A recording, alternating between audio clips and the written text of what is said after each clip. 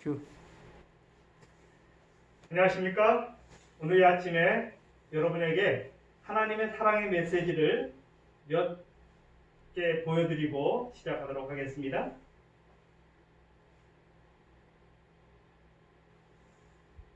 에덴병은 잔디밭에 피어있던 장미였습니다. 하나님이 장미꽃을 통해서 내가 너를 사랑한다 라고 말씀해 주십니다. 벚꽃입니다. 작년에 피었던 벚꽃인데요. 하나님이 너를 사랑한다라고 벚꽃을 통해서 말씀해 주십니다. 진달래, 코스모스, 그리고 여기는 대파인데요. 대파가 이렇게 예쁜지 저는 몰랐습니다. 대파꽃도 너무 아름답게 하나님의 사랑을 전하고 있습니다. 황매화 꽃입니다. 라일락이고요. 참조 팝나무, 엉겅퀴도 우리가 싫어하는 가시가 있고 그렇지만 이것도 정말 아름다운 모습을 하고 있습니다. 접시꽃이고요. 백합입니다. 키다리꽃입니다. 어떤 분들은 나물꽃이다 이렇게 말합니다. 금계국입니다. 또는 양배추꽃도 이렇게 예쁜 것 같습니다. 그 외에 여러 가지 꽃들을 통해서 하나님은 내가 너를 사랑한다라고 말씀해 주십니다. 잠깐 마스크를 벗고 하겠습니다. 오늘 제가 드리고 싶은 말씀은 하나님의 마음입니다. 우리는 우리 마음도 잘 모를 때가 많습니다. 하나님의 마음을 알 수 있는 방법이 무엇일까요? 때로는 우리는 부모님을 통해서 하나님의 마음을 알아가기도 합니다. 부모님의 사랑이 내게 느껴질 때 하나님의 사랑이 너무 닮았다고 하는 사실을 느끼게 됩니다. 한 번은 제가 어린 시절에 굉장히 아팠던 적이 있습니다. 열이 나고 헛소리를 하고 헛것이 보이고 모든 것들이 막 저를 집어삼킬 보이는 그러한 상황이었는데요. 비가 억수로 쏟아지는 날이었습니다. 제가 살고 있는 지역에서 약국까지 가려면 6km를 가야 하는데 그날 저희 아버님에게 어머님이 약국을 좀 다녀오라고 말씀하셨습니다. 그랬더니 아버님이 난 죽어도 못 간다 이렇게 말씀하셨어요. 그날 어머님은 문을 박차고 나가시면서 6km를 비를 맞고 억수같이 쏟아지는 비를 맞고 약국까지 다녀오셨습니다. 물론 아버님도 뭐 그렇게 말씀하셨지만 또 이렇게 나중에 배움을 나갔다 오시기도 했습니다. 근데 그 어머니의 마음속에서 하나님의 사랑이 얼마나 많이 느껴졌는지 모릅니다. 시간이 지나면서 제 마음속에 그 하나님의 마음을 닮아가는 것이 부모님을 통해서 가능하다는 사실을 느끼게 됐습니다.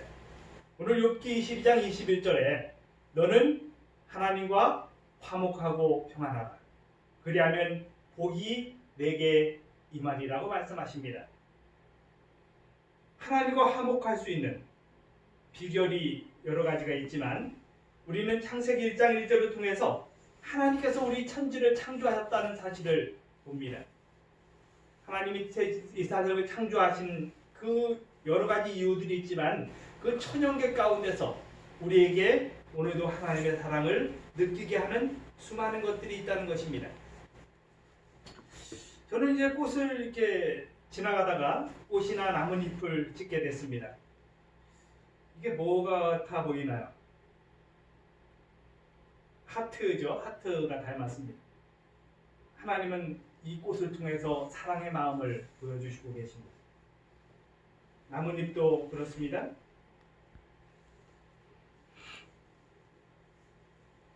어떤 꽃들은 하트 모양으로 이렇게 여러 가지가 움집돼서 피어 있는 모습도 봅니다.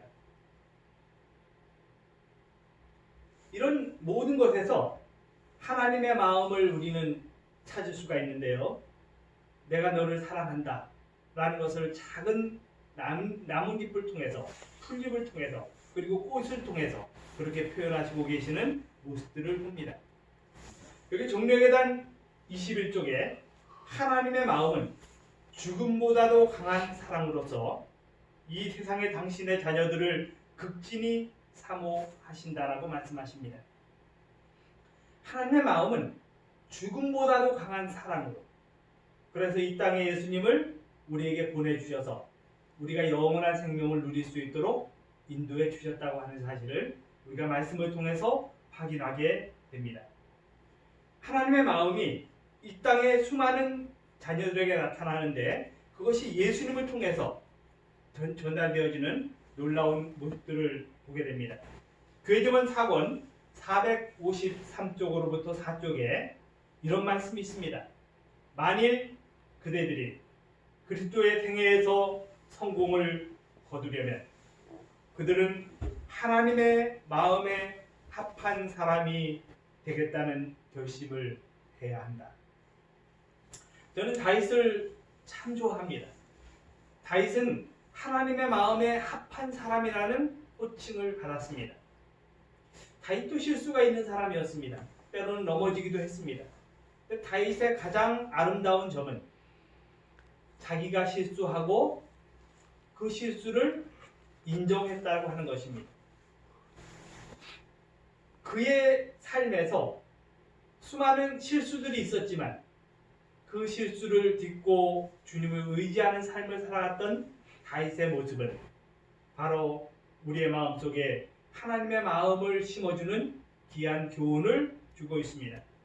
하나님 마음에 합한 사람, 그런 사람이 되겠다고 결심하는 그 사람이야말로 그 그리스도의 임이야말로 진정한 성공을 거둘 수 있는 사람이라고 하는 사실을 이 말씀을 통해서 확인시켜주고 있습니다. 사도행전 126쪽에 인간의 마음이 하나님의 마음과 교제하고 유한한 자가 무한하신 분과 교제할 때에 몸과 마음과 영혼에 임하는 결과는 측량할 수 없다라고 말씀하십니다.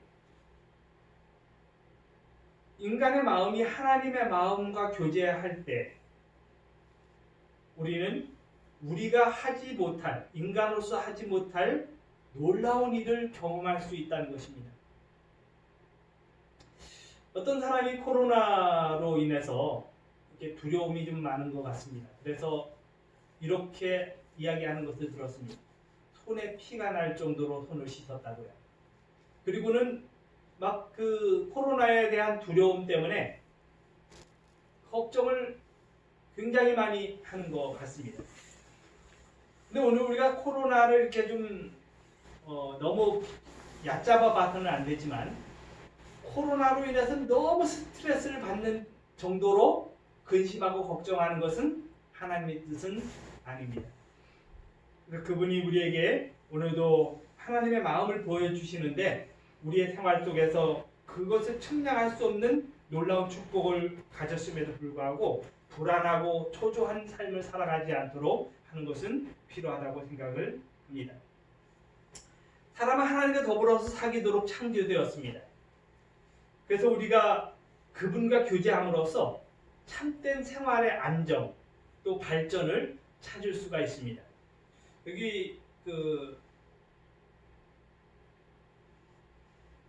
이런 말씀이 있습니다. 사람은 하나님 안에서만 최고의 기쁨을 찾을 수 있으며 다른 것에서는 갈망을 진정시키고 심령의 주림과 목마름을 채울 수 없다라고 말씀하십니다. 하나님 안에서만 기쁨이 발견되고요. 그 다음에 우리가 다른 데서는 어떤 것으로도 그 기쁨을 채울 수가 없다는 것입니다. 예수님 없어도 기뻐할 수는 있습니다.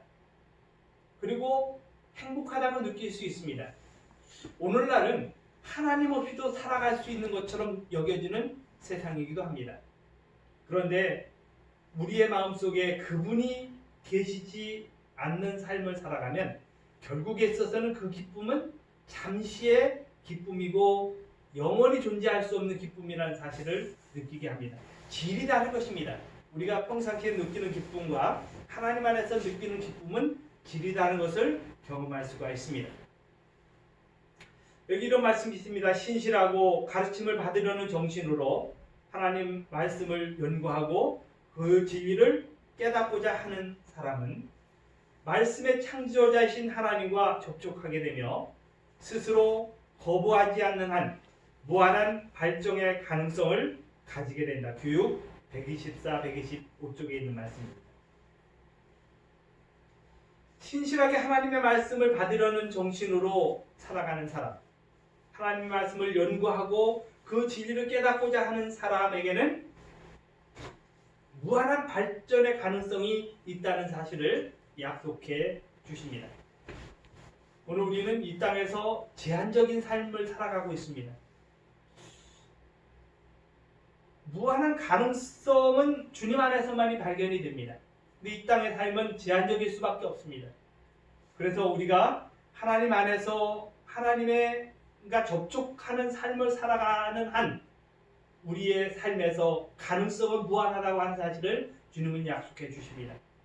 내가 무한한 가능성을 가지고 있는 사람, 그것은 주님 안에서 가능하다고 하는 사실을 약속해 주십니다. 우리가 하나님의 마음을 이해하는 방법이 여러 가지가 있는데요. 천연계를 통해서 그것을 느낄 수가 있고 또 다시 하나님의 말씀에서 하나님의 마음을 이해할 수가 있습니다. 교회 증언 3권 538쪽에 하나님의 말씀은 하나님의 마음과 그리스도의 마음을 우리에게 보여주는 사진이며 또한 타락한 인간의 마음과 그리스도의 형상을 따라 새롭게 되어 신적인 마음을 소유한 인간의 마음을 보여주는 사진이다.